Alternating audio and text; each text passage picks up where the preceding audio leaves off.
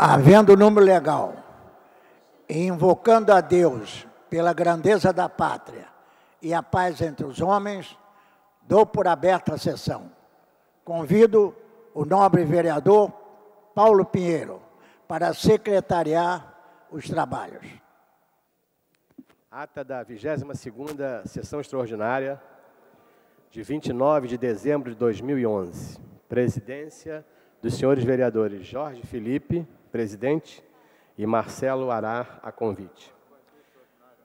Às 18h20, com a presença dos senhores vereadores Jorge Felipe, Carlos Caiado, Eliomar Coelho, Rubem Andrade, Carlinhos Mecânico, José Everaldo, Tânia Bastos, Jorge Manaia, João Mendes de Jesus, Argemiro Pimentel, Jorginho da SOS, Dr. João Ricardo, Dr. Jairinho, Marcelo Piuí, Jorge Pereira, Ivanir de Melo, Marcelo Arar, Dr. Edson da Creatinina, Israel Atleta, Dr. Eduardo Moura, Roberto Monteiro, Jorge Braz, Márcia Teixeira, Sônia Rabelo, Raimon, Tio Carlos, Paulo Pinheiro, Carlos Bolsonaro, Ben Cardino, Patrícia Amorim, Adilson Pires, Paulo Messina, Dr. Carlos Eduardo, Dr. Fernando Moraes, Vera Lins, Elton Babu e S. Ferraz, 37.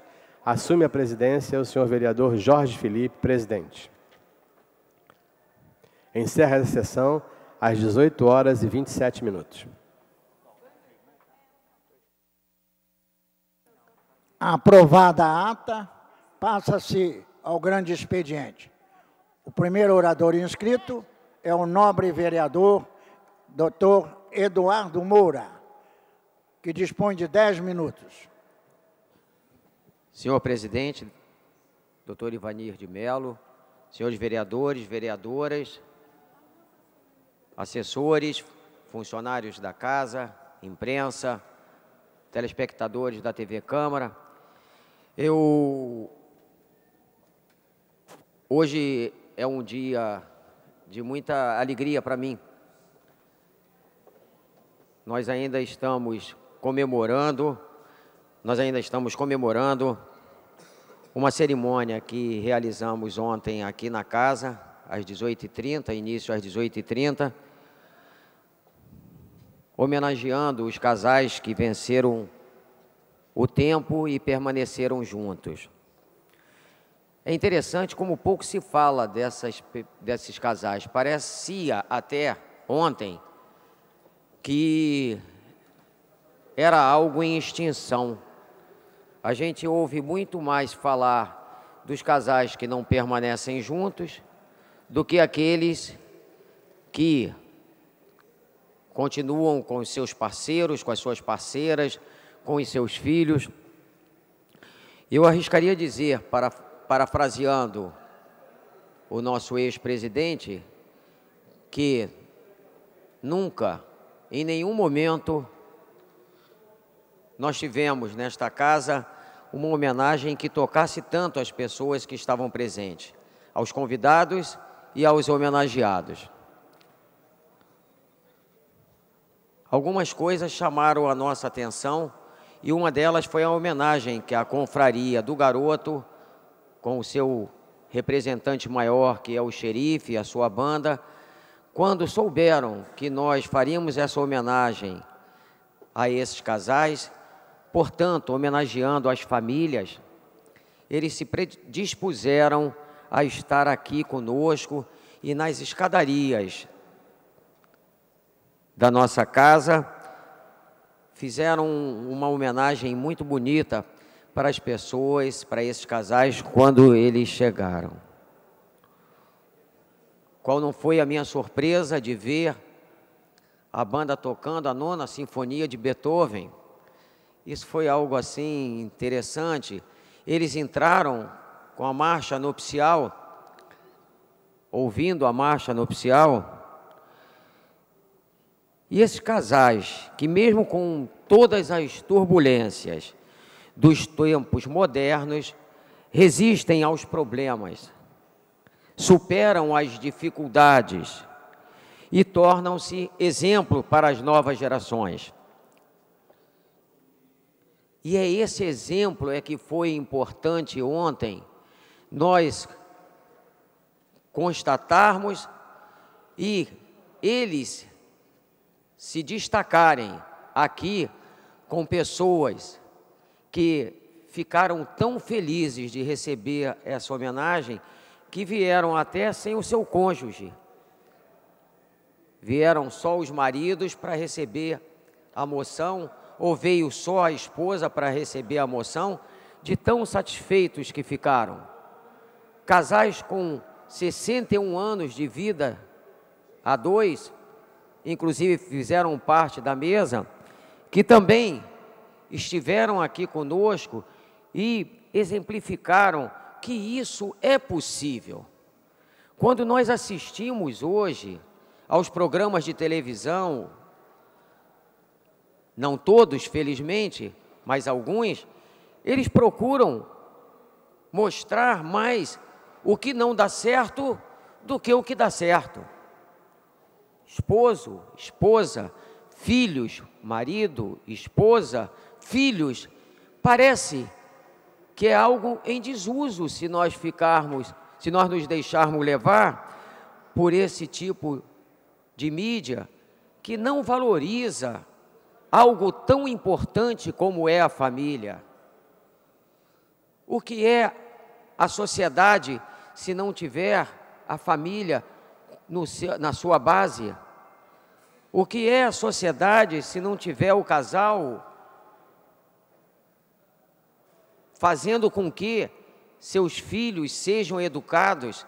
E a educação tem que começar em casa. E muitas vezes o que a gente vê o que nós vemos diante de nós é que parece que isso não existe mais ou que não precisa existir, o que é um equívoco. Nós temos que valorizar isso, nós temos que incentivar isso. E uma das oradoras, a senhora Edilma, ela ainda colocou que a noite de ontem, foi uma noite brilhante. E realmente foi. A razão que me moveu foi desmitificar algo que não tem que ser o mito, considerado como verdadeiro, de que esta base familiar não tem que existir mais. Esta foi a razão que me moveu a realizar esta solenidade de entrega de moções a esses casais que venceram o tempo, honrando as promessas matrimoniais e as suas famílias. No mundo em que nós estamos vivendo, se destaca muito mais os casamentos que deram errado, a violência nos lares e as traições, do que aquilo que está dando certo e que, eu insisto, é o que tem que dar certo. O que tem que dar certo é essa alavanca que faz com que a sociedade possa ser cada vez melhor. Quando eu pensei neste evento, foi com o intuito de valorizar as famílias que conseguiram permanecer juntos. Afinal, essa é uma missão complexa nesses dias. O objetivo foi recompensar esta falta de atenção e até injustiça para com estas famílias, e por isso estamos hoje revivendo tudo aquilo que foi assistido ontem. A emoção das pessoas, a alegria que elas tiveram, e ainda serviu para que nós pudéssemos, isto dito ontem, falar sobre a importância que tem aqueles casais que, por qualquer razão, não podem ter os seus filhos. E isso é um sofrimento que as pessoas não imaginam a situação de invisibilidade dos casais inférteis e que chega a 15% a 20% dos casais em idade reprodutiva, 15% a 20% são inférteis. E essas pessoas sofrem muito com essa situação porque não são vistos nem pela sociedade e nem pelo Estado. Sofrem, escondem-se, muitas vezes por vergonha e dor. Ninguém espera enfrentar a infertilidade. Todos pensam que, desde o momento que há a união homem e mulher, que os filhos é algo natural, será algo natural. E nem sempre isso acontece. Quando casamos, acreditamos religiosamente que na hora que desejarmos seremos pais. Quando, no entanto, nos deparamos com a infertilidade, nos sentimos sozinhos e desamparados. Eu gostaria muito que as pessoas atentassem para essa indicação e até me ajudassem, os companheiros, vereadores e vereadoras dessa casa, para que esses casais inférteis tivessem um local para fazer a sua inseminação artificial ou a fertilização in vitro. Eu sei, por favor, não me digam isso, que as dificuldades na área da saúde são muito grandes, mas não considerar a importância de darmos uma oportunidade para esses casais inférteis através do Estado é algo muito cruel e que faz com que esses casais sofram muito. Uma fertilização in vitro na empresa privada custa mais de R$10.000. Eu conheço muitas pessoas. Recebi diversos e-mails através do meu site www.eduardomoura.com.br de pessoas apoiando e pedindo para que nós não esmorecêssemos nessa trajetória de pedir ao serviço público, seja municipal, estadual, federal, não importa, mas que dê uma oportunidade para essas pessoas também. Eu queria agradecer mais uma vez a todos aqueles que participaram do evento ontem na organização. A Confraria do Garoto, eu faço um agradecimento especial. Mais uma vez, o coro da Câmara Municipal deu um show de capacidade e de carinho pelo trabalho que realizam, as pessoas que me assessoram, o cerimonial da casa, os funcionários de um modo geral, que puderam fazer com que aquele evento fosse um evento exitoso. Muito obrigado a todos e eu desejo que tenhamos uma tarde de tranquilidade. Que assim seja. O próximo orador inscrito é o nobre vereador Raymond, que dispõe de 10 minutos.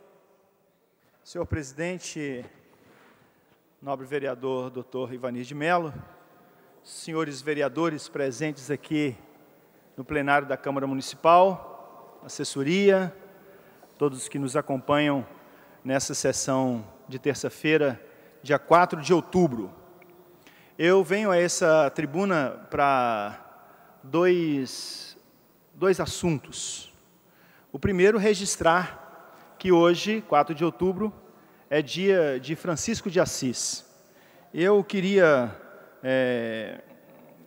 para não me demorar muito, falar um pouquinho da vida desse homem, que não é um homem que se deixa e que se deixou aprisionar por nenhum limite, inclusive nem mesmo pelos limites de religiões ou de ideologias, mas alguém que ultrapassou esses limites, derrubou barreiras e que, portanto, se colocou na sociedade mundial como alguém que interviu na realidade humana, considerado pela revista Times, em 2000, como o homem do segundo milênio. Outubro é mês de Francisco de Assis.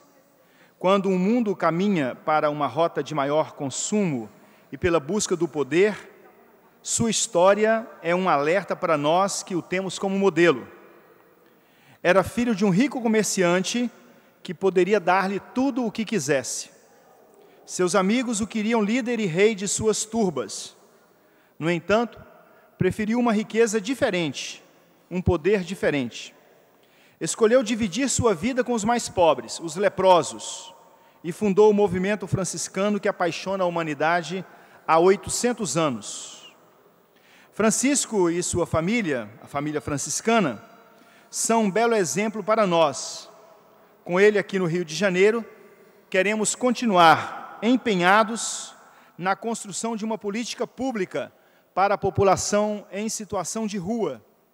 E com isso, empenhados em uma agenda que seja para e com os mais pobres. Com ele também queremos contribuir com a paz e o bem. Olhando para a humanidade sedenta de Deus, mas que caminha passos largos no consumismo, olhamos para Francisco e pedimos que nos ajude a buscar apenas o essencial para o nosso bem viver. Ele é patrono da ecologia. A terra para ele é mãe. Todos os seres irmãos. A fraternidade universal devia ser buscada e ele a buscou. Não defendia a natureza pelos mesmos motivos que muitos movimentos hoje defendem. Defendeu-a por entender e reconhecer nela a casa de todos os seres, e porque em todos os seres via e contemplava a face de Deus. Olhando para a nossa política hoje, mergulhada no descrédito por conta dos desmandos que a própria classe política fez e faz, peço a Francisco que nos ensine a ética planetária, que respeite o planeta e todos os seus seres, e que compreende que os que detêm o poder, qualquer que seja este poder, devem se colocar a serviço de todos para a construção de um mundo onde as pessoas vivam bem e felizes. Senhor presidente, após esse registro, eu queria também fazer aqui a leitura de uma carta feita pela Federação dos Bancários do Rio de Janeiro. A Federação dos Bancários do Rio de Janeiro, que agora está também, juntamente com os sindicatos, na luta pelas condições de trabalho e também pelo reajuste salarial da categoria de profissionais que trabalham em bancos, na rede de bancos brasileiros. Eu também sou bancário do Banco do Brasil, licenciado. O texto diz assim: a greve nacional dos bancários. No dia 27 de setembro, teve início a greve nacional dos bancários, categoria cuja data base é 1º de setembro.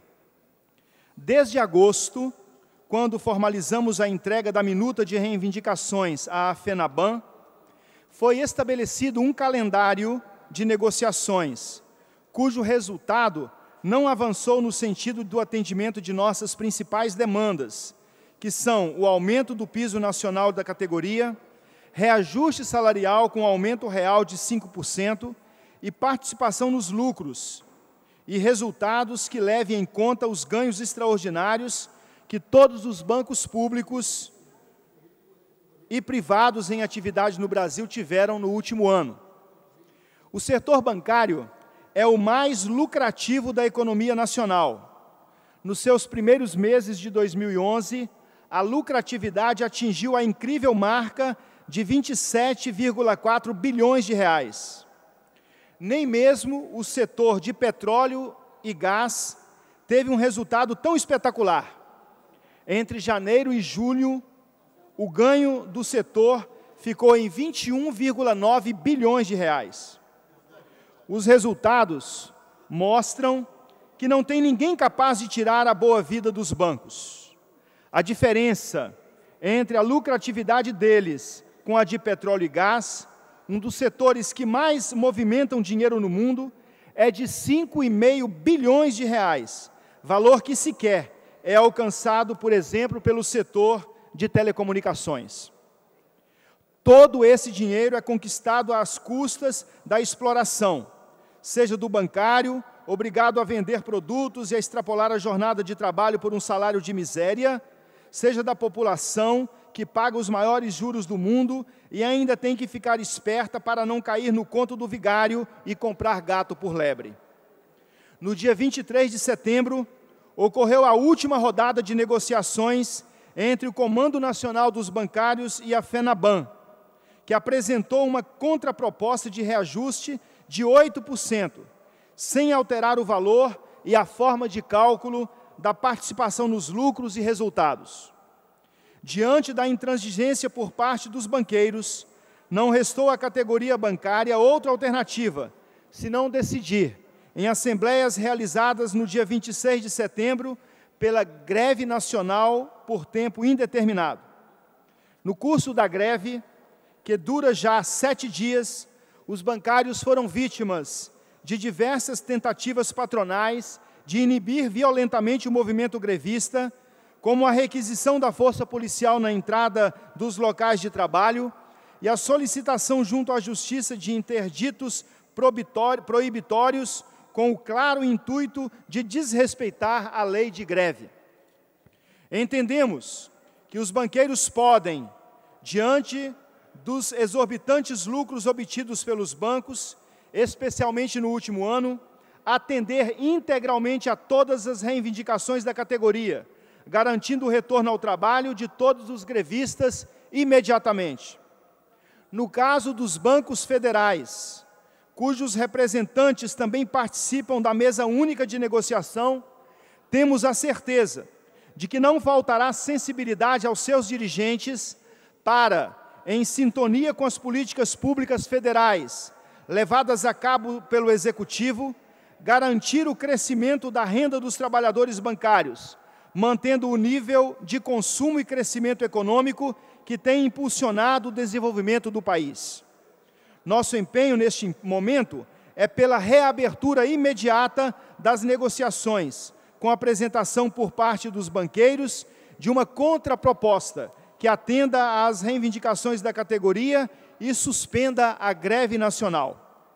Este manifesto, por mim lido neste momento aqui no plenário da Câmara Municipal do Rio de Janeiro, é da Federação dos Bancários do Rio de Janeiro e do Espírito Santo. Muito obrigado, senhor presidente. O próximo orador inscrito é o nobre vereador Paulo Pinheiro, que dispõe de 10 minutos. Senhor presidente, vereador Ivanir de Mello, senhores vereadores, assessores, funcionários da casa, registrar mais uma vez, continuamos nós todos aqui falando com o plenário vazio, que é aquela acusação constante que o pessoal gosta de falar quando o plenário está cheio. Nós gostamos, né, vereador Raimundo, de falar também com o plenário vazio aqui, sem aquela audiência presencial. Eu queria lembrar ao vereador que presidia os trabalhos um fato interessante.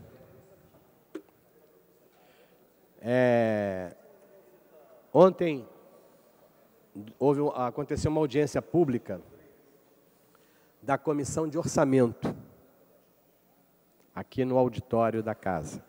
E essa é a segunda audiência em que se discute os problemas das organizações sociais. Naquele projeto aqui aprovado, contra o meu voto e de mais 10 colegas, 11 vereadores votaram contra, existe um dispositivo em que o controle externo, o trabalho de fiscalização, deve ser exercido pelos vereadores, com a ajuda, evidentemente, do Tribunal de Contas. Para que nós possamos entender o tamanho, quanto dinheiro está envolvido nessa política de terceirização na saúde, não é à toa. Às vezes eu ouço as pessoas dizendo, eu estou achando tão engraçado, todo mundo quer terceirizar na saúde, todo mundo quer fazer uma consultoria na saúde. É verdade. Por que que isso acontece? Porque há muito dinheiro disponibilizado para os serviços de terceirização na saúde. Senhor presidente, para ter uma noção do orçamento desse ano da saúde aqui no Rio, da Prefeitura, que é um bom orçamento, que ultrapassa a casa dos 3 bilhões de reais, pela execução orçamentária deve estar em torno de 3 bilhões e 100. Desses valores, vereador Eliomar, 1/3 deles, 30%, já estão sendo gastos em organizações sociais. Ou seja, a prefeitura pretende gastar 1/3 do seu orçamento em compra de serviços por terceiros. E aqui eu estou excluindo nessa conta de 1/3 o que ela já compra de terceiros por conta própria. Quando a secretaria compra o serviço de limpeza para o Hospital X, quando compra o serviço de segurança para o Hospital Y, quando compra o serviço de portaria para a unidade de saúde X. São terceirizações de serviços. Agora, as terceirizações chegaram ao auge. E como dissemos daquela vez aqui, é preciso que haja uma fiscalização, para que isso não se transforme num grande caminho, num grande eldorado para quem quer ganhar dinheiro. E às vezes ganhar o dinheiro muito fácil. O que nós vimos aqui ontem, por exemplo, esses primeiros 2 anos de OAS, nós temos hoje a prefeitura assinou o contrato com 8 organizações sociais, das quais uma já foi desqualificada e tem uma segunda em fase de desqualificação em briga judicial. A CIAP foi a primeira a ser desqualificada. CIAP é essa que eu denunciei no Conselho Municipal de Saúde, mostrando que os diretores dessa instituição estavam sendo presos no Paraná por desvio de dinheiro do SUS. Evidente que a instituição não é uma empresa, a organização social aqui no Rio acabou tendo um caminho complicado e a prefeitura foi obrigada a desqualificá-la. Depois tem uma outra briga que está na justiça com a Global Saúde. Global Saúde pertence ao mesmo grupo que já foi, é aquele grupo que entende que terceirização dá dinheiro. Esse grupo Global Saúde já foi cooperativa, depois passou a ser fundação que, graças também à atuação elogiável do prefeito, nós levamos uma denúncia ao prefeito Eduardo Paz, que a Fundação Rômulo Arantes era uma fundação que não podia ter contrato com a prefeitura. Depois de, a princípio, achar que era apenas um discurso de oposição, o prefeito chegou à conclusão de que nós tínhamos razão e tirou fora dos quadros de terceirização de pessoal a Fundação Rômulo Arantes. E agora nós temos 8, das quais uma já saiu e a outra está prestes a sair. Restam 6. Os recursos são muito grandes. As 3 principais organizações sociais que recebem recursos, e o tamanho desses recursos, senhor presidente, são bastante interessantes. Por exemplo, 31% do dinheiro gasto com OAS, do quase 2 bilhões de reais gastos com OAS, 31%, ou seja, 636 milhões, foram entregues à instituição chamada IABAS, Instituto de Assistência, tal. 27%, a segunda OAS, ou seja, 549 milhões de reais, foram entregues para a Fiotec. É uma fundação ligada à Fundação Oswaldo Cruz. E 21%, ou seja, 426 milhões, foram entregues à chamada Viva Comunidade, que é um braço dessa instituição que todos conhecem, chamada Viva Rio. Muito bem. A lei, ela dizia, e lembro até de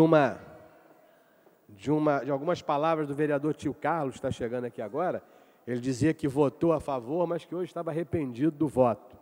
Como em qualquer das religiões o arrependimento é bem-vindo, vereador, para que o seu arrependimento seja certo, a gente está dando cada vez mais informações para ver que o senhor está indo no caminho certo.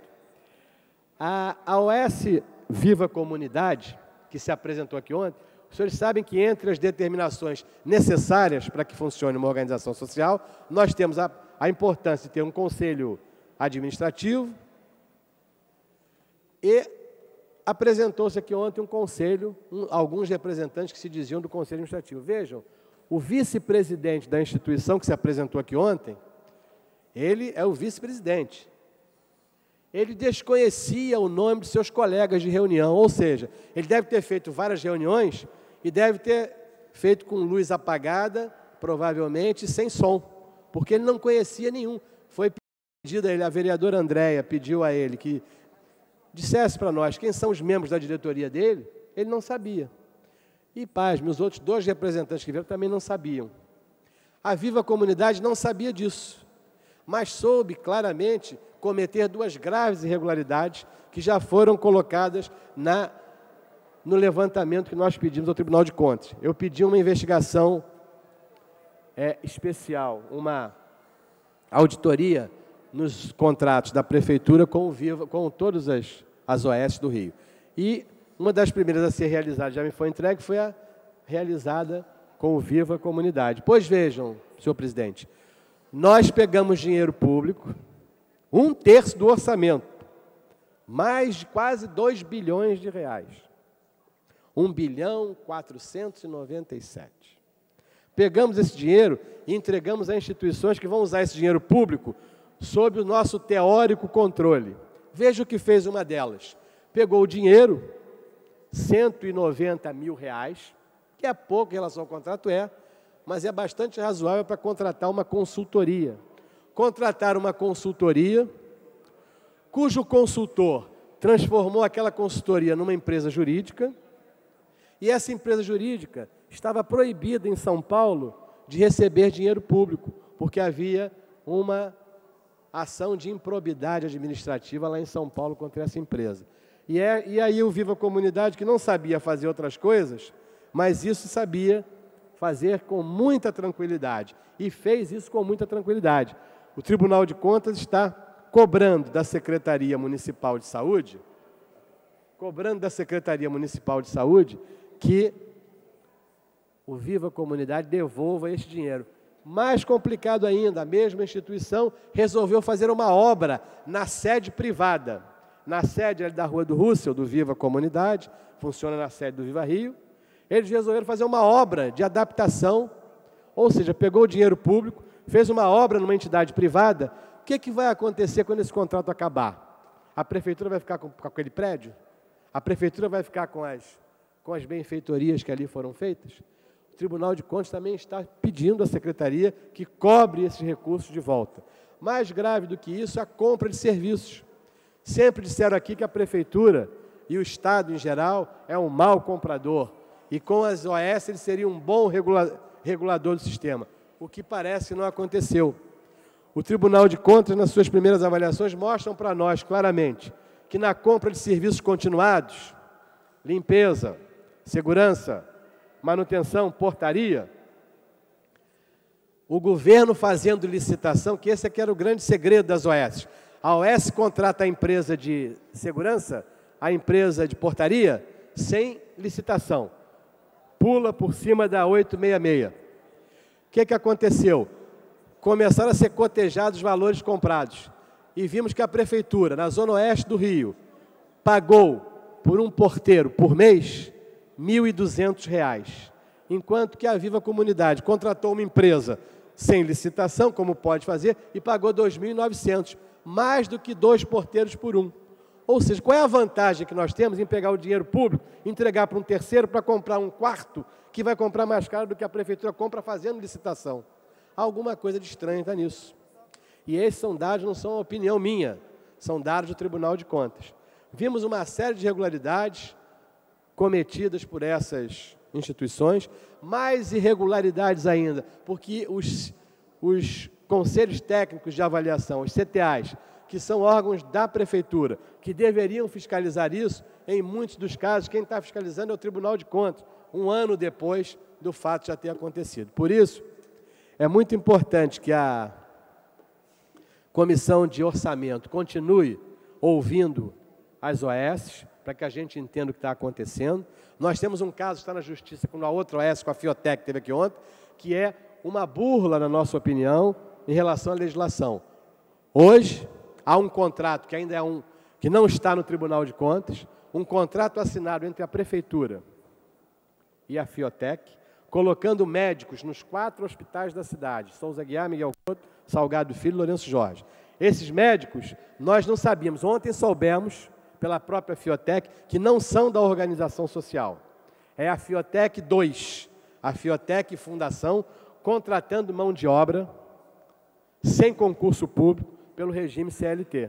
É a terceirização da mão de obra completa. Por isso, eu ainda lembro que eu pedi aqui uma CPI, tentei pedir uma CPI para discutir a política de recursos humanos, tem todas essas irregularidades no meio, Lamentavelmente, não obtive até hoje as assinaturas necessárias. Lembro ainda que era possível, que era importante. Se um dia os vereadores acharem que é importante saber por que tudo está tão mal nos hospitais em relação aos recursos humanos, a gente podia tentar saber aqui com o nosso trabalho de fiscalização. Presidente, era isso que eu queria dizer. Espero que agora, estou sabendo que a partir do dia 15, começam as audiências públicas da Comissão de Orçamento sobre o orçamento do ano que vem, e é preciso que a gente fiscalize aqui um pouco mais para que esse orçamento não tenha os erros cometidos no ano passado, quando aqui foram discutidos e apontados, mas que a máquina do governo passou por cima de tudo e aprovou. Muito obrigado. Antes de anunciar o próximo orador inscrito, gostaria de, como presidente, às vezes, das sessões, na sua primeira parte aqui na Câmara, informar e testemunhar que realmente o nobre vereador Paulo Pinheiro participa sempre da tribuna, não somente com as galerias lotadas, mas também com as galerias vazias. O próximo orador inscrito é o nobre vereador Paulo Pinheiro. Retificando, o próximo orador inscrito é o nobre vereador Eliomar Coelho, que dispõe de 10 minutos. Senhor presidente dos trabalhos desta sessão, nobre vereador Ivani, senhores vereadores presentes, senhoras vereadoras presentes, funcionários, imprensa, companheiros e companheiras que ocupam as dependências da galeria. Eu, inicialmente, quero dizer, nobre vereador Paulo Pinheiro, nós vamos ter que conseguir uma forma de fazer uma CPI quando realmente existe um fato determinado e que justifica plenamente a existência dela.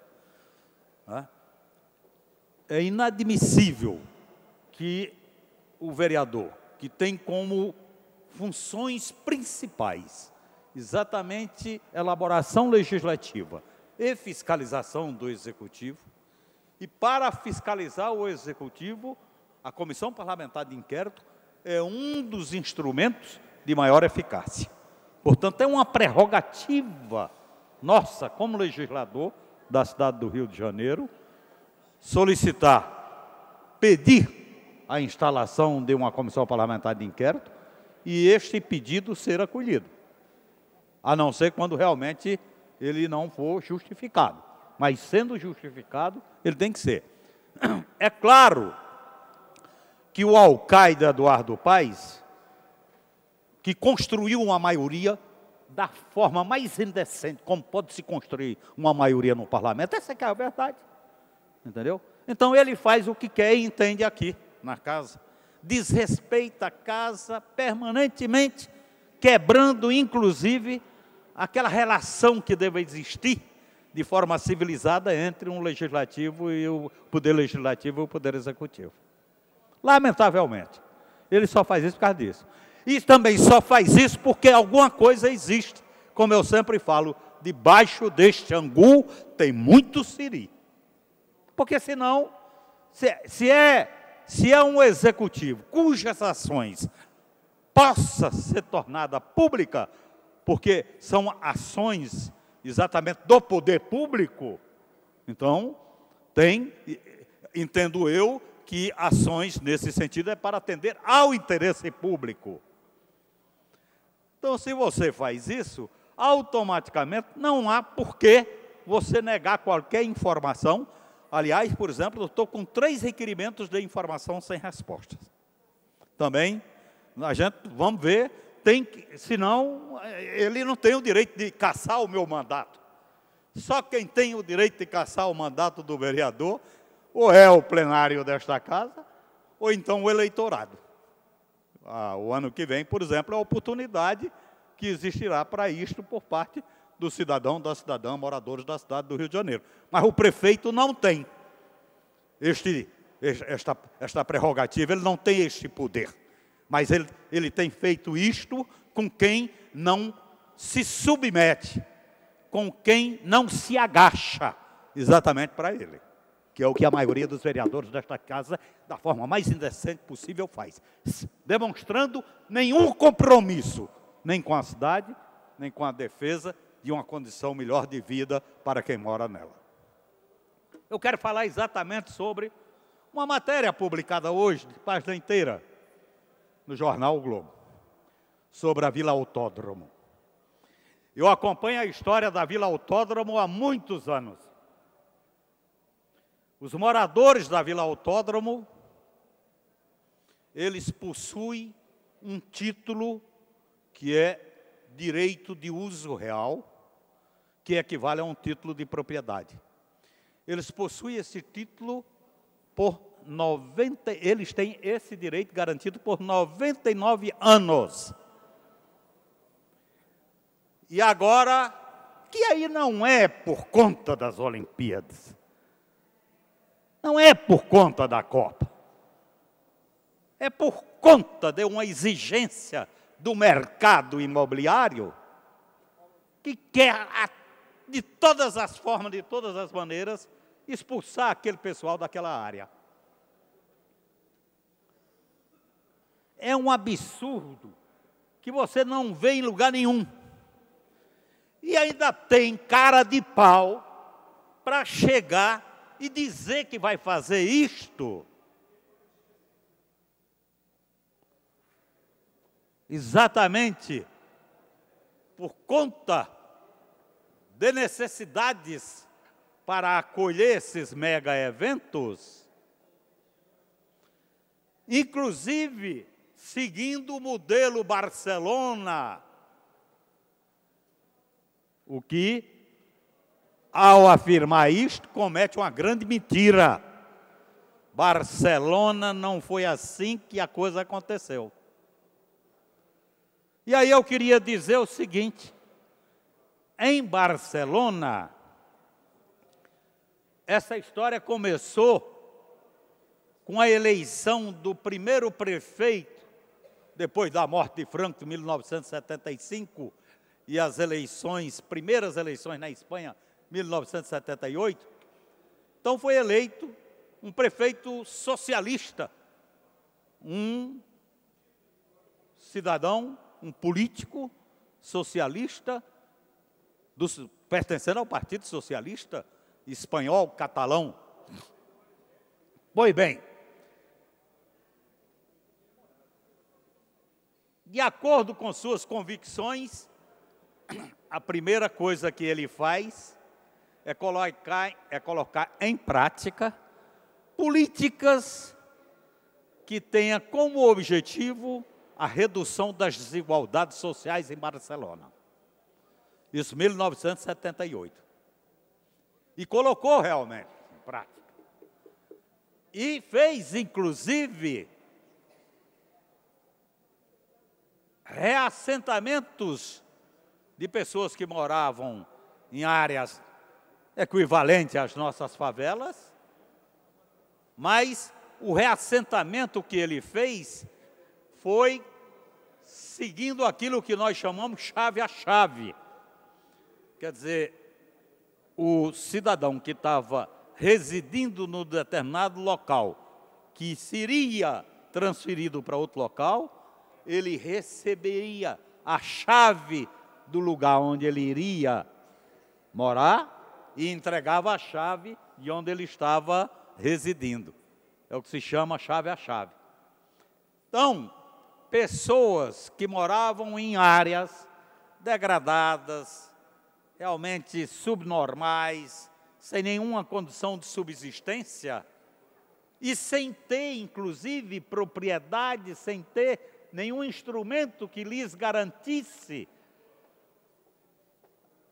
aquele lugar onde eles viviam como sua moradia de fato. Então, o procedimento adotado em Barcelona foi este. Para aqueles que viviam em determinadas áreas com a situação similar ao que vive a população lá da Vila Autódromo, a esses foi exatamente garantido a permanência deles e feito todo um trabalho regularização fundiária, dar titularidade definitiva para as pessoas e fazer todo um serviço de urbanização. Ou seja, criar as condições para se viver com dignidade num determinado local, porque nós sabemos perfeitamente que a moradia é um direito sagrado e elementar do homem. E quando nós falamos em moradia, não é só o teto. Tem que estar, junto com o teto, as condições de habitabilidade. É isto aí. E aí, estranha e me deixa realmente perplexo, porque eu estou aqui, primeiro saiu uma matéria há algum tempo atrás, que muitos de vocês devem ter lido, onde dizia do projeto que tinha ganho, sido vitorioso exatamente para realizar o Parque Olímpico. Nesse projeto, inclusive, que saiu publicado no jornal O Globo, com essa fotografia aqui, onde mostra que está garantida a permanência da Vila Autódromo. Então, por que agora vem essa história de dizer que se comprou um terreno por 20 milhões e convidando as pessoas para ir visitar, porque é lá onde eles irão morar? E uma coisa esquisita nisso tudo é que, geralmente, hoje, na cidade do Rio de Janeiro, senhor presidente, Ivani de Mello, existem várias comunidades ameaçadas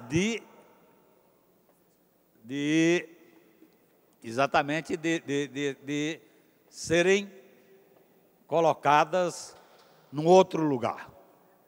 Ou seja, ameaçadas de remoção. Então, o que acontece?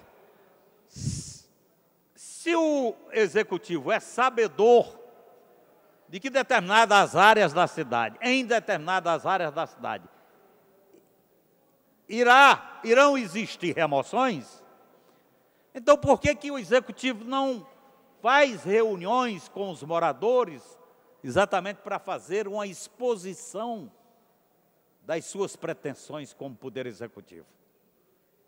Fazer a exposição, inclusive justificar a necessidade da remoção e negociar com os moradores como que esta remoção deva acontecer. Inclusive, porque isto está contido na nossa lei orgânica do município do Rio de Janeiro. Nobre vereador, solicito concluir. Só concluindo, senhor presidente, isso está garantido na nossa Constituição, que é a lei orgânica do município do Rio de Janeiro. Tem lá um artigo onde diz os procedimentos a serem adotados. Pois bem, nada disso o executivo está fazendo. E o que acontece? Faz o pacote dele, a forma como ele acha que deve ser, e aí chega lá para empurrar de goela abaixo os moradores. E aí eu acho que nós não podemos de forma alguma aceitar, porque esse procedimento é questionável, reprovável, perverso, cruel e totalmente desumano. Esta casa, inclusive, a Câmara Municipal do Rio de Janeiro, o Legislativo da cidade, deverá se pronunciar, porque estamos diante de um estado de exceção que não podemos de forma alguma abonar a sua continuidade. Nós temos que viver, já que vivemos numa democracia, temos que garantir exatamente para a cidade do Rio de Janeiro, nas intervenções que são necessárias para promover um ordenamento ou reordenamento do território, mas que isso seja feito de forma democrática, transparente e com controle social. Eu dou só uma partezinha para o nobre vereador. Eu gostaria de informar o nobre vereador que ainda não é oportunidade para a parte. Então eu encerro aqui as minhas considerações iniciais, porque durante o correr desta sessão ainda voltarei a ocupar a tribuna o microfone, exatamente para tratar deste assunto. O próximo orador inscrito é o nobre vereador Jorge Braz, que dispõe de 10 minutos. Senhor presidente desta sessão, Ivani de Mello, nobres vereadores, vereadoras e a todos que neste momento nos ouvem, a imprensa, pelo menos eu quero falar de uma coisa boa, ainda que, né, não seja um exemplo público e que eu acho que deveria ser. Eu estou aqui hoje para parabenizar, neste momento da minha fala, que não é comum, né, eu fazer isso, estou para parabenizar uma atitude particular da Unipro, que a editora Universal Produções, que hoje fez a doação de uma Bíblia em Braille ao Centro Cultural Jerusalém, localizado lateralmente à Catedral da Igreja Universal do Reino de Deus, em Del Castilho, e é uma ação louvável, é algo que é mais um simbolismo, não resolve o problema, certamente, das pessoas com deficiência visual, mas, né, uma Bíblia em Braille é algo de suma importância dentro do espírito brasileiro. Eu não quero me alongar, mas eu gostaria de registrar isso aqui, que é um grande exemplo para o Brasil. Eu acho que outras grandes empresas, senhor presidente, poderiam fazer coisas parecidas. O prefeito Eduardo Paes esteve, inclusive, no evento desta doação, hoje pela manhã. Inclusive, ele tomou isso para si e disse, é um exemplo na prefeitura, nós precisamos fazer também coisas desse tipo, precisamos pensar mais, não só no Rio de Janeiro, mas no Brasil inteiro, pensar mais no nosso próximo e, especialmente, nas pessoas com necessidades especiais. Então, eu gostaria de realizar aqui, né, esse registro, essa ação, né, grandiosa, essa ação louvável, essa atitude individual de uma empresa particular ao fazer esse tipo de doação a um centro cultural. E eu creio que a prefeitura poderia fazer, né, esse tipo de coisa. A prefeitura poderia usar mais a Secretaria Municipal da Pessoa com Deficiência, e até estou falando aqui como presidente da Comissão dos Direitos da Pessoa com Deficiência.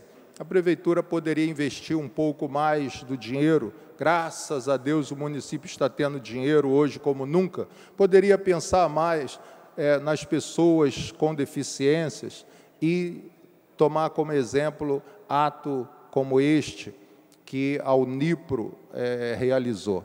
Então, deixo aqui o meu registro, meus parabéns ao Unipro e que outras grandes empresas e a própria, né, prefeitura com verba pública, se faz tantas coisas com verbas públicas, né, que isso é nada, dado o montante que hoje temos no nosso município, no nosso estado, no nosso país, nós podemos investir mais no nosso próximo, especialmente que tenha necessidades especiais. Muito obrigado, senhor presidente, obrigado a todos que teve a paciência de nos ouvir.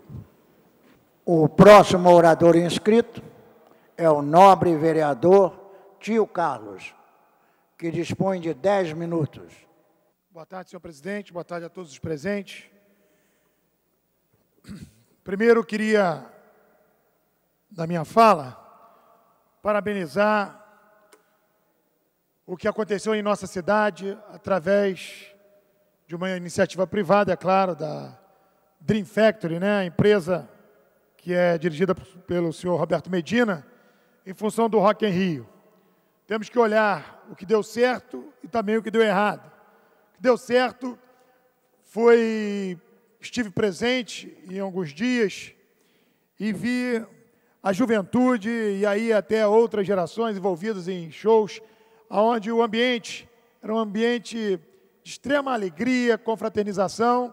A lamentar, é claro, e aí eu não poderia deixar de fazer esse registro, a incidência das drogas, muitas vezes, tanto na parte externa, também como na parte interna, lá no local do parque onde estava acontecendo o Rock in Rio. E eu digo isso, as drogas lícitas estavam presentes, né? Claro, o cigarro, o álcool, inclusive, lamento, vi e presenciei episódios de bares vendendo bebida alcoólica para menores, isso, inclusive, foi registrado até pela juíza doutora Ivone, através dos comissários lá de menores, mas queria deixar aqui dizer que dentro do resultado, foi um resultado bastante positivo. Problemas aconteceram, principalmente no primeiro dia, em função dos transtornos pela desorganização da FETransporte, que principalmente naquela situação de vender a passagem antecipada, tivemos ali uma série de problemas, porém que foram sanados, e aí dentro de uma escala onde os acertos, na minha ótica, foram muito maiores. E, é claro, um público de 100 mil pessoas, já disse aqui, trabalho com eventos há muitos anos, não se faz um evento com 100 mil pessoas sem que haja alguns problemas. Isso nós presenciamos ali. E quero lamentar, e aí vejo aqui uma crítica pessoal, faço uma crítica a alguns artistas que não vi nenhum artista subindo, seja qual foi o palco lá no Sunset ou no Palco Mundo, falando não às drogas. Vi artistas fazendo apologia às drogas, né? Vi artistas criticando os políticos com razão. Não estou aqui dizendo que quem subiu o palco e fez críticas políticas não tinham razão. Vejo, inclusive, até no próprio jornal, a pesquisa do Ibope, o Congresso e os políticos, de uma maneira geral, são instituições que, infelizmente, a credibilidade só cai, e isso a gente tem que fazer justamente a nossa parte para que isso possa mudar. Porém, a gente sempre diz que se os políticos não são bons políticos, quem os coloca lá, com certeza, são os eleitores. Então, que os eleitores também possam refletir, principalmente em quem vota. Porque não adianta o artista subir no palco, falar bonito, xingar os políticos e, na hora de votar, se omitir. Na hora de votar, fazer campanha para se votar no Macaco Tião, no Seu Creyson, ou naqueles que absolutamente não tem como melhorar o legislativo. Então, eu venho aqui dizer, não criticar os artistas que criticaram os políticos. Pelo contrário, a manifestação foi democrática, xingaram lá o presidente do Senado, enfim. Eu também tenho minhas críticas, mas procuro fazer, e quando... E aí algumas pessoas diziam que eu era artista também, quando eu animava as minhas festas, eu fiz um pouco diferente. Eu tive a coragem de me candidatar. E aí sim, graças à oportunidade que o povo me deu, de vir aqui olhar de frente o cidadão, estar aqui representando o cidadão, porque é assim que se transforma a política. Não é só com discurso, nem com aquela conversa fiada, às vezes falar para que o povo possa aplaudir. Então, o Tico Santa Cruz, que é uma pessoa engajada politicamente, o Legislativo está ansiando pela sua participação. Eu quero ver o Dinho, lá, do Capital Inicial, que ele também possa não só fazer boas músicas, fazer aquele show maravilhoso, fazer críticas aos políticos, mas também que entre na campanha para que a gente possa melhorar a classe política. E aí sim eu bato palma para todos eles. Mais do que isso, senhor presidente, vejo às vezes a imprensa retratar, inclusive foi o caso no domingo no Jornal Extra, a jornalista Berenice Seara, cumprindo o seu papel muito bem.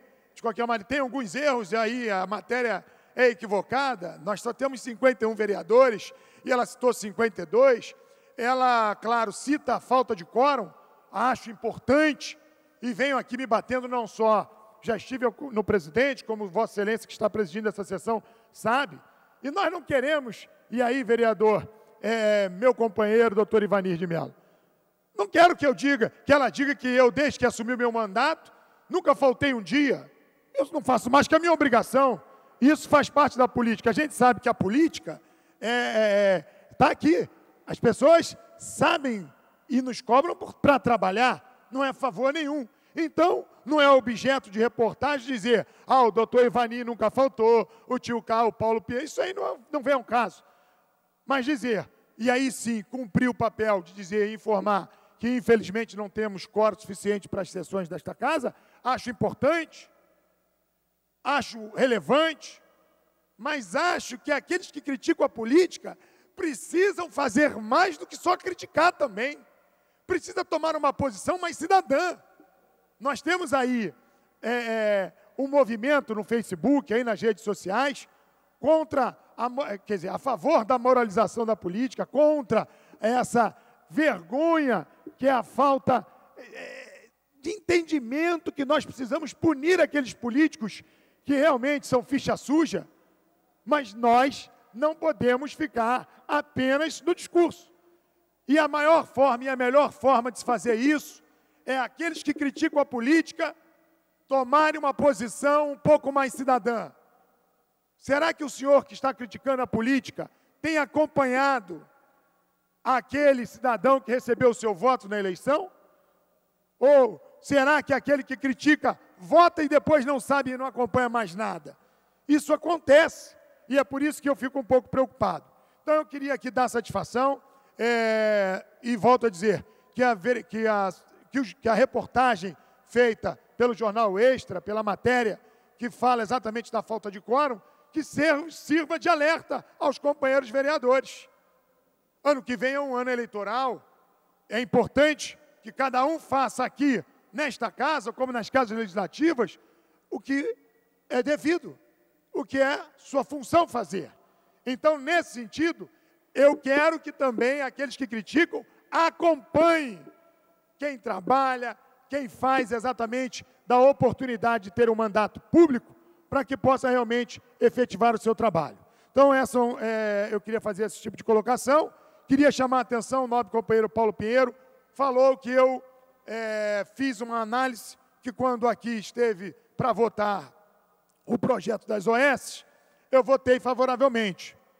E quando digo que me arrependi em termos, senhor presidente, porque eu, quando votei convicto de que poderíamos ter uma solução, porque aquela vergonha das cooperativas não podia continuar, como a vergonha de alguns funcionários públicos, que digo e repito, também temos não só maus políticos, nós temos maus funcionários públicos, sim. Aqueles que têm que dar o seu plantão, vendem o seu plantão, não aparecem nos hospitais. Temos professores, claro que é a minoria, graças a Deus, mas tem professor que não faz do seu ofício com responsabilidade, não trabalha, e nós temos que estar aqui, críticos, vigilantes a esse tipo de cidadão. O funcionalismo público merece todo o nosso respeito, mas era notório que quando nós tínhamos que fazer inserções, os funcionários públicos, como no caso do médico da família, muitos não subiam às comunidades com medo. E isso, quando eu votei nas OS, meu tempo já está acabando, eu vou me reinscrever para que não falte com respeito à Vossa Excelência que está presidindo, mas eu vou concluir apenas, quando votei a favor das OS, eu entendia que o médico da família poderia ser feito com mais competência. E, senhor presidente, isso tem acontecido.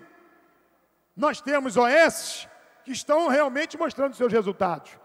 Mas eu queria, antes de terminar, senhor presidente, pedir, eu vou me reescrever para que, se tiver algum companheiro que queira falar, eu não atrapalhe.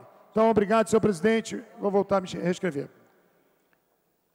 Antes de anunciar o próximo inscrito, também gostaria de informar que o nobre vereador tio Carlos é um dos exemplos daqueles que estão sempre presentes na primeira parte do grande expediente. E também na segunda e em todos os momentos em que contamos com a sua presença para formar aqui um quórum suficiente para funcionamento dessa casa. O próximo orador inscrito é o nobre vereador Israel Atleta, que dispõe de 10 minutos. Boa tarde, mesa, presidente, Vani de Mello, e todos os vereadores, vereadoras dessa casa, também os nossos amigos da imprensa, os visitantes, todos os do gabinete. Eu quero desejar uma boa tarde para todos vocês. Como o tio Carlos falou, realmente é uma realidade. Eu também tive a oportunidade no dia 29 de estar ali no Rock in Rio, onde eu encontrei também ilustres vereadores, né? Como encontrei até o Leomar Coelho lá e fiquei muito feliz dele estar lá junto com o povão. Encontrei também o Brizola Neto, né? Encontrei inclusive até a Fernanda, a repórter daqui da TV Câmara, também encontrei ela lá. Tive bastantes amigos lá, pessoas que me conhecem também me encontraram. Eu acredito que para a gente, eu acho que é uma felicidade, mas presenciamos também exatamente o cheiro, não sei, porque o cheiro atrapalha bastante, né, meu amigo tio Carlos. Então, mas, infelizmente, tem coisas que acontecem, né? E a outra parte importante, que a gente fala sobre o quórum aqui na nossa casa, que é fundamental, porque às vezes, não vou dizer que a maioria dos vereadores aqui, eu acho que me entende, que sabe que eu cheguei aqui, sou um cara que cheguei aqui, mas que acompanha a casa há muitos anos. E vereadores que têm 4, 5 mandatos aqui, eu já conheci eles antes de eles chegarem aqui. Então, eu acho que isso, para mim, quando eu cheguei aqui, foi um orgulho muito grande. Então, um carinho, a união que eu pedi a todos os vereadores, é uma coisa que é do Israel.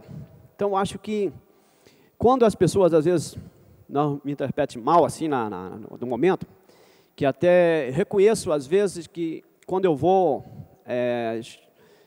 assinar uma emenda, um projeto, eu gosto de ler antes. Então, se o cidadão chegar para mim, e ele achar que ele pode chegar e pode me pedir assinatura e eu assinar achando que eu sou obrigado, não é assim, porque teve pessoas aqui que não assinaram na minha medalha Pedro Ernesto, mas eu não deixei de assinar nas emendas dos projetos deles, porque eu demonstrei para eles que eu não estou aqui para ser contra os vereadores.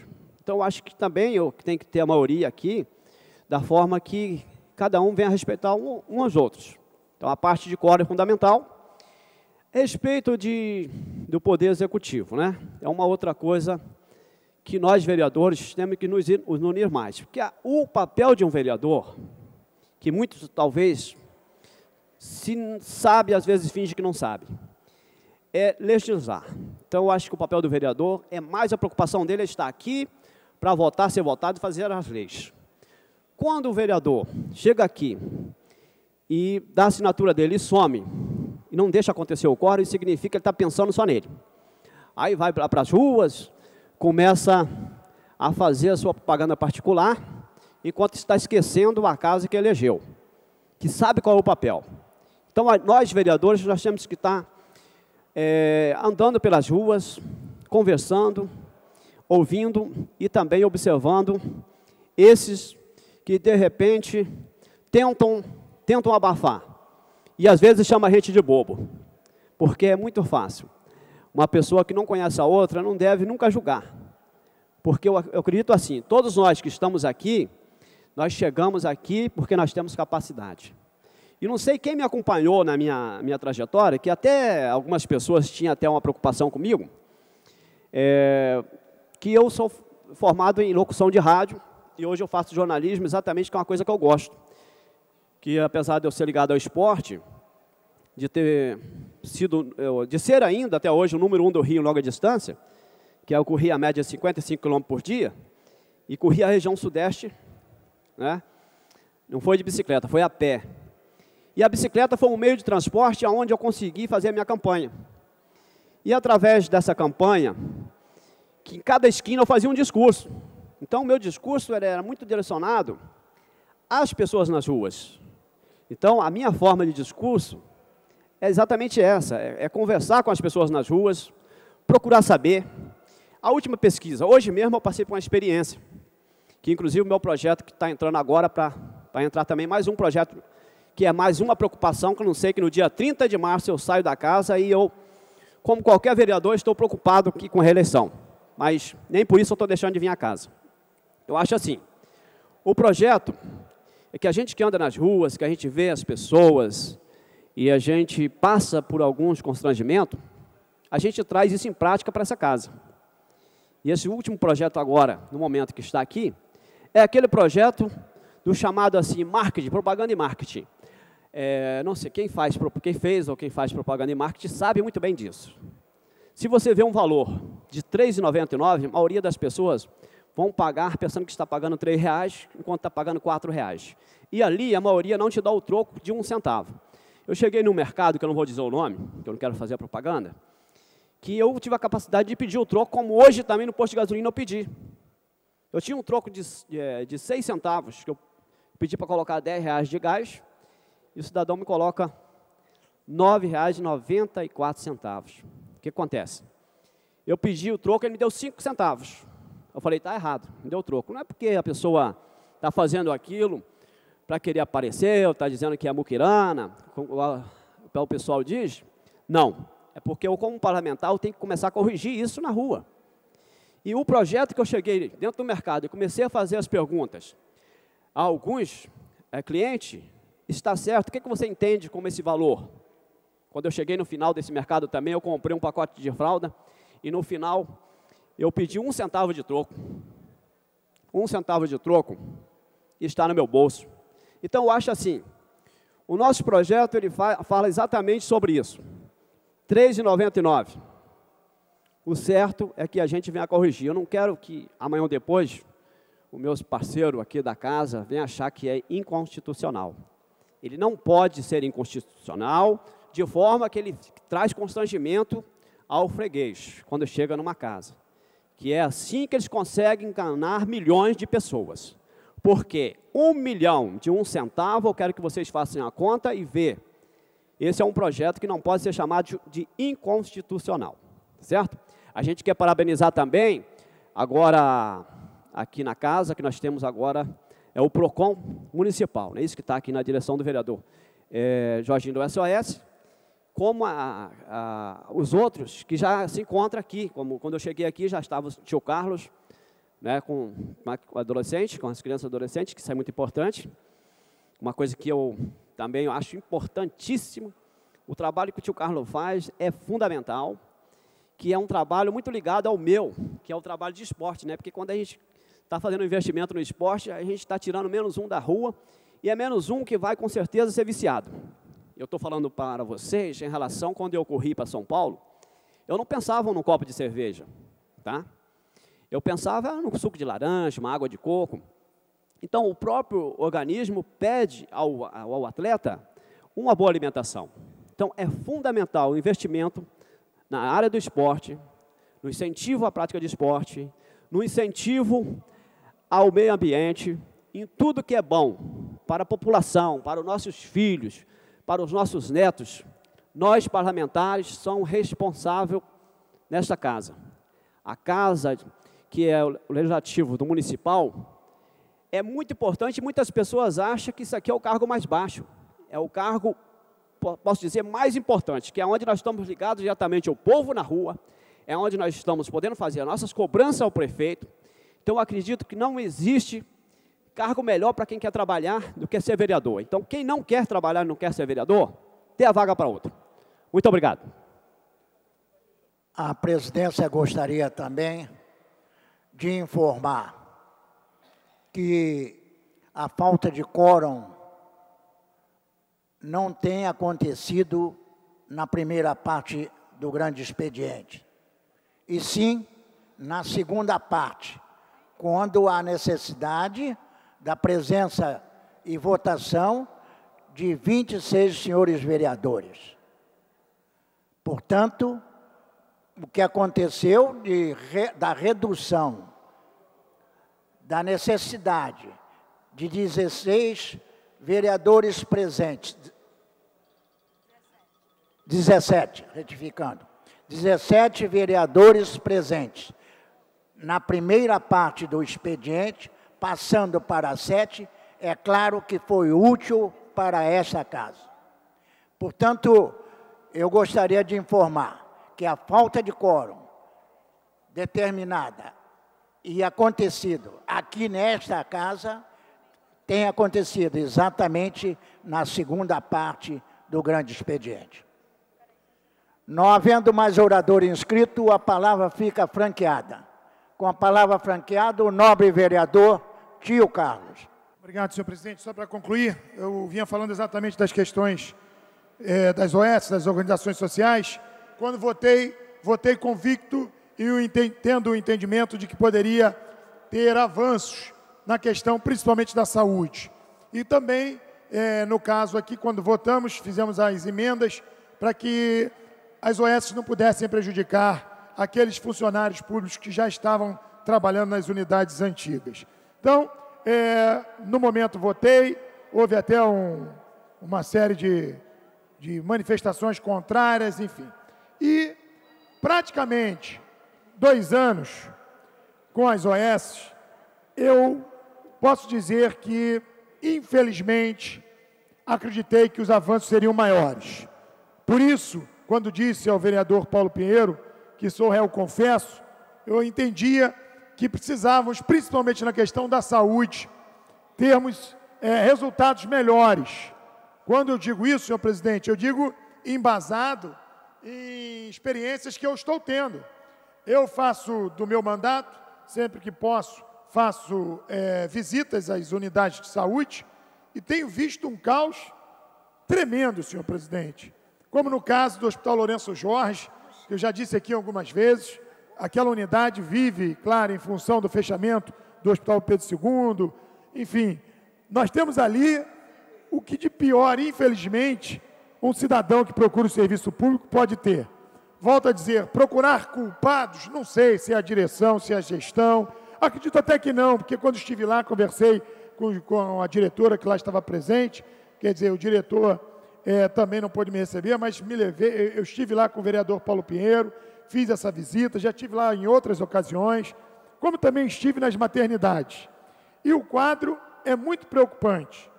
E digo mais, foi dito aqui a Fiotec, pelo vereador Paulo Pinheiro. Ai do serviço público da saúde, se não fosse, no caso, a fundação, quer dizer, a Fiotec.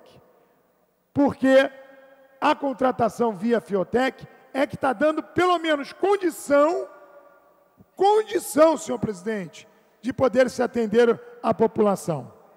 Com muita demora, com muitas dificuldades, mas se tirar a Fiotec, aí pode fechar, porque os hospitais praticamente vão realmente não suprir, mas nem de perto a necessidade dessa população tão sofrida que vai procurar ser atendida na saúde pública.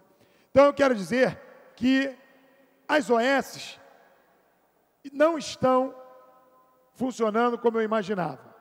Mas ainda posso dizer que se existe uma luz que possa salvar, enquanto o prefeito não entender de atender, de dar dignidade aos médicos, funcionários públicos, através de ouvi-los, para que haja realmente uma possibilidade de um plano de cargos e carreiras e salários, que possa haver aí um entendimento de melhorar, não muito do que é dito, né, de R$ 1.600 passar para R$ 10.000, porque isso seria o ideal, mas nós temos que pensar também no que é possível. Então, assim, senhor presidente, quero dizer ao vereador Paulo Pinheiro que assinei a CPI e clamo pelos demais companheiros vereadores, a situação da saúde precisa ser investigada, e aqui não entra o denuncismo, aqui não entra torcer para as coisas ficarem pior, porque aí a oposição pode ganhar nesse sentido, o ano que vem é um ano eleitoral. Nada disso, senhor presidente. O que eu quero é poder lutar para que a população não morra sem um atendimento digno. É essa a minha preocupação. Então, fico aqui as minhas palavras. Eu acredito que seja o modelo das OS. Se for a solução, o povo não quer saber se é estatutário, se é de fundação, se é de OS. O povo não quer morrer. O povo quer ser atendido. E isso é que eu preciso dizer, senhor presidente. Nós aqui somos funcionários públicos, sim, porque quem paga o nosso salário, digo e repito, é o cidadão com seus impostos. Então, nós temos aqui que lutar. E seja aí, senhor presidente, um apelo. Se nós conseguirmos melhorar a saúde, assim como a educação, nós podemos bater palmas para o que está dando certo no governo Eduardo Paes. Temos visto obras, temos visto muitos avanços, também visto avanços na educação, mas eu acho isso ainda parte do trabalho do prefeito Eduardo Paes. Sei que ele tem dado aí muita ênfase às obras, mas na questão da saúde, especialmente na questão da prevenção às drogas, eu não sei o que acontece. Hoje, senhor presidente, eu estive no Centro de Atendimento a Dependentes Químicos, o Ser Criança, lá em Pedra de Guaratiba. Vou dizer ao senhor, o que eu vi, gostei. Os profissionais de lá estavam atendendo são 20 crianças, jovens que têm sido recolhidos aí na cidade, nas cracolândias da vida, e só lamento que, infelizmente, a demanda é muito maior. Só temos 20 vagas lá. Então eu prefiro dizer parabéns ao que está dando certo. Mas será que está dando certo? Será que o secretário Rodrigo Betlin não pode rever para melhorar o que está dando certo?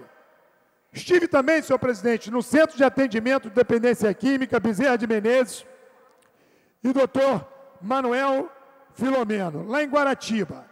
Lá atende a jovens, crianças e adolescentes, meninas. Tinham 40 meninas lá. O senhor quer saber, senhor presidente? O que eu vi, eu gostei. Eu vi que tem pessoas trabalhando para que a gente mude essa realidade da droga. Então, será que eu vou subir essa tribuna aqui e vou dizer que está tudo caído, está tudo errado? Não, senhor presidente, não está. Mas o que está errado é o prefeito Eduardo Paes não aumentar, não olhar com carinho o orçamento para que a gente possa chegar antes das drogas, porque prevenção já se diz chegar antes. Então, a coordenadora Silvia Ponte continua com dificuldades, e não é ela que me diz, não. Sou eu que estou em campo vendo isso. Eu pedi material, muito pouco material. Ela até me mandou mais um pouquinho de material. Por isso, senhor presidente, já falei com o vereador Jorge Manaia, como já falei com os companheiros da Comissão do Direito das Crianças e Adolescentes, veio um pleito ao presidente desta casa, e ele está imbuído, já que a prefeitura parece que não tem dinheiro, que claro que não é dinheiro, mas não tem vontade política para fomentar as ações contra a prevenção, quer dizer, a favor da prevenção, desculpa, como também vem fazendo críticas, o que o prefeito Eduardo Paes, o que a Secretaria Municipal de Esporte e Lazer tem feito, o novo vereador Israel Atleta, para dar a opção da nossa criança dizer sim ao esporte e não às drogas? Tem feito muito pouco, senhor presidente. E aí, eu não quero ser paradoxal, mas quero ser realista. O que está dando certo, parabéns, prefeito Eduardo Paes. Mas o que está dando errado, nós precisamos criticar. E peço ao presidente desta casa, que se comprometeu, nós fizemos aqui um manual de combate às violações do direito das crianças e dos adolescentes, que vai ser impresso nesta casa, uma cartilha, para que a gente possa levar esta comissão para a rua. Como no caso também da prevenção às drogas, o que o novo vereador Jorge Manaia tem feito, o que nós da comissão temos feito, nós temos levado palestras para fora desta casa e trazendo as crianças para esta casa também, para dar a eles a oportunidade de que façam escolhas conscientes. Porque uma criança de 11, 10 anos, praticamente acabando com a sua vida nas drogas, senhor presidente, o que o novo vereador Jorge Manaia tem feito, ele com a sua experiência médica, quando nós estamos aqui na palestra, posso dizer que já está valendo a pena ser vereador nesta casa. E aqui digo ao nobre companheiro Israel Atleta, vamos nos unirmos aqui, vamos todos cobrar do prefeito Eduardo Paes que bote na ordem do dia o esporte como ferramenta de prevenção.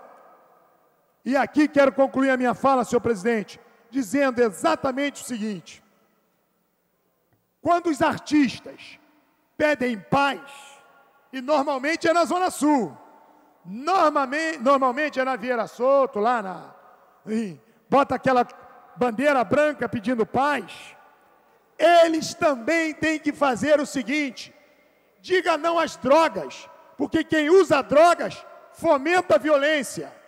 Então, no Rock in Rio, foi liberado um dia lá, onde o Marcelo D2 legalize, vamos falar sobre a maconha. Maconha é uma erva natural, vamos legalizar porque não faz mal. Ele está contribuindo para que a violência aumente. E é assim que a gente tem que dizer. Cada um tem a sua responsabilidade. O ídolo não pode fazer propaganda de droga. Quando o Ronaldo Fenômeno faz a propaganda da Brahma lá, seja qual for a bebida que for, ele tem que entender que ele está prestando um desserviço à juventude. Claro que ele está ganhando o dinheiro dele, a gente sabe que o poder da indústria do álcool, mas nós temos que fazer mais, porque não adianta ficarmos lamentando quando alguém... O Edmundo foi absolvido, quer dizer, prescreveu o crime do Edmundo, prescreveu, as pessoas morreram, prescreveu. Então aí é que eu quero dizer, senhor presidente, já terminando, a sociedade tem que fazer mais do que só ficar de demagogia e de conversa fiada. Se quer diminuir a violência, vamos começar dizendo não às drogas, vamos começar a fazer mais. Se o senhor fuma, não fume na frente de uma criança. Se o senhor bebe, não chegue alcoolizado em casa, não espanque seu filho. Assuma que o álcool faz mal à saúde também. A maconha, assim como a cocaína, o crack, mata, não edifica. Não existe família edificada. Família que está na droga é família destruída. E é esse o meu depoimento. Então que o Rock in Rio, que até lançou uma campanha, o Rock Sem Drogas... Nobre vereador, solicito concluir. Estou encerrando, senhor presidente. Rock Sem Drogas, que infelizmente lá no dia não aconteceu. Mas nós precisamos disso. Cada um fazendo a sua parte, tenho certeza que podemos melhorar. Cada um fazendo um pouquinho, a gente melhora um montão. Essas são as minhas palavras. Agradeço mais uma vez, senhor presidente. Peço desculpa aí por ter me excedido no tempo. Muito obrigado. Ao iniciarmos a primeira parte do grande expediente, contamos com a presença de 12 vereadores, o que alguns meses atrás não acontecia de se conseguir abrir a sessão com o número de 12 vereadores, já que o quórum necessário seria de 17. Neste momento, contamos com a presença de 33 senhores vereadores. A palavra continua franqueada. Não havendo manifestação por parte dos senhores vereadores, a sessão fica suspensa até às 15h40. Está suspensa a sessão.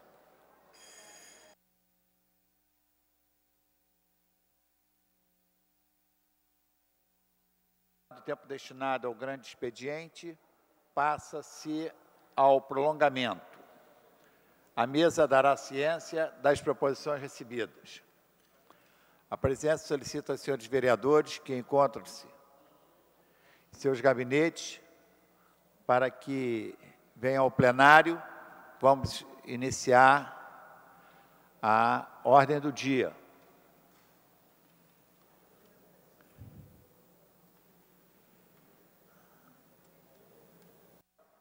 Esgotado o tempo destinado ao grande expediente, passa-se ao prolongamento. A mesa dará ciência das proposições recebidas. A presidência solicita aos senhores vereadores que encontram-se em seus gabinetes para que venham ao plenário. Vamos iniciar a ordem do dia.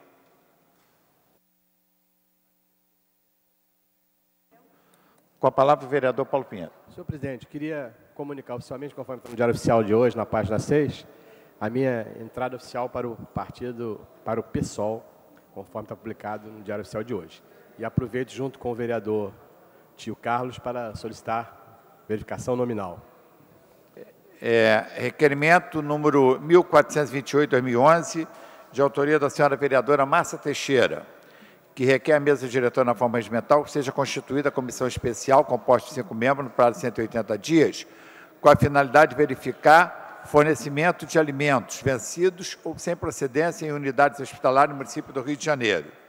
Senhores vereadores que aprovam, permaneçam como estão. Aprovado.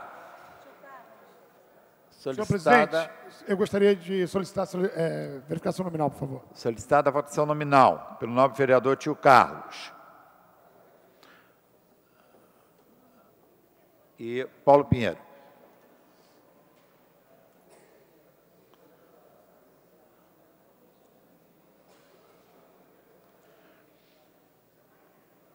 Estamos em processo de votação. A presidência solicita aos senhores vereadores para que venham para o plenário. Foi solicitada a votação nominal. Votação liberada.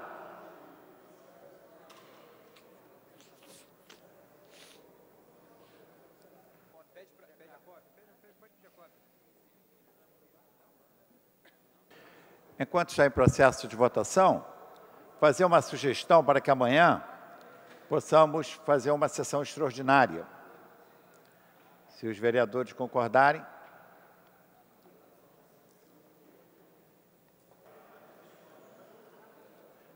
Aproveito também o ensejo para comunicar aos senhores vereadores que vou me licenciar dos dias 10 do dia 6 ao dia 16. Assumirá a presidência da Câmara o nobre vereador Leonel Brizola Neto.